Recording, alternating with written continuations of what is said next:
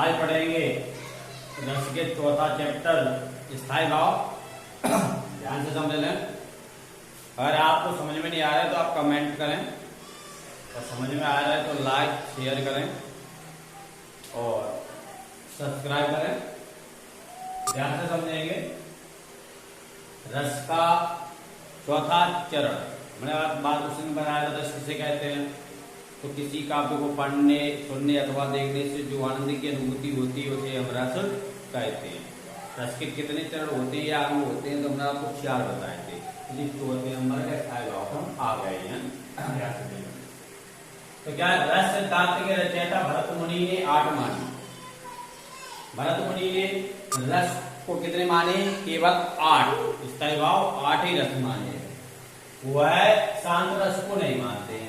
भरत मुनि जो रस सिद्धांत के रचयिता हैं, जिन्हें रस दए हैं, तो वे शांत रस को रस नहीं मानते। अगला, प्राचीन विद्वानों ने बादशाह रस एवं भक्ति रस को श्रृंगार रस में जोड़ दिया था। जो पुराने विद्वान थे तो मैंने बादशाह रस को और भक्ति रस को श्रृंगार रस में जोड़ दिया, यानी कुल मिलाकर के 9 मानते। लेकिन आधुनिक विज्ञानिकों ने, विद्वानों ने, परंतु आधुनिक विद्वानों ने इसे अलग कर करके उल्ट रस कितने कहते हैं? 11, यानी 9 वे और बादशाह और भक्ति 2 बढ़ा देते। कितने हो गए? 11 भेद कर दिए। परंतु रस के कुल 9 ही भेद होते हैं। कितने होते हैं?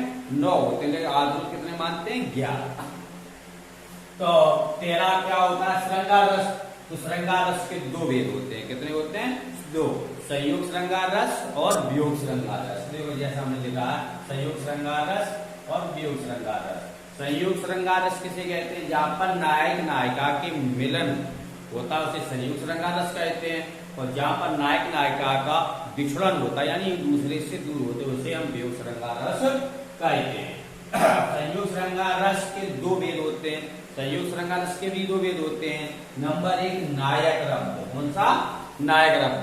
नायक रब्द का मतलब होता है नायक के द्वारा प्रेम की शुरुआत की जाती। नायक माने लड़का, लड़का के द्वारा जो प्रेम शुरुआत की जाती है उसे हम कहते हैं नायक रब्द। और दूसरा होता है नायिका रब्द, यानी नायिका के द्वारा प्रेम की शुरुआत करें, यानी लड़की की तरफ से अगर प्रेम की शुरुआत होती है उसे हम नायिका रब्द कहते हैं। तो श्रृंगार रस यानी संयोग श्रृंगार रस के कितने भेद हो गए? 2, नायक रब्द और नायिका रब्द।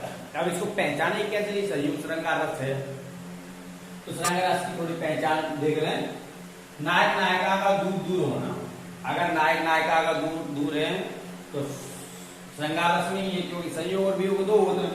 और फूल कांटे चुभना ऐसी बात उसमें दी गई हो, चंद्रमा की लौ दिखाई देना ऐसी तरह की हो, तो उसे हम श्रृंगार रस कहते हैं। दूसरी बात है, वियोग श्रृंगार रस के 5 भेद होते हैं। कितने होते हैं?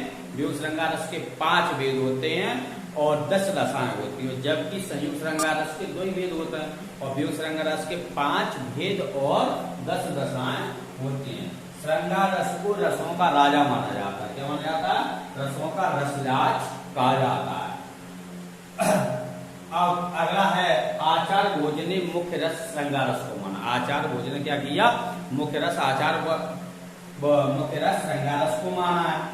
और अन्य रसों की उत्पत्ति श्रृंगार रस से मानते हैं। आचार भोजन जो है ना, वो ये कहते हैं मुख्य रस श्रृंगार रस है, और अन्य जो रस की उत्पत्ति भई है जो 9 है 11 है, तो इनकी उत्पत्ति श्रृंगार रस से ही हुई है। आज के लिए इतना ही। जय हिंद, जय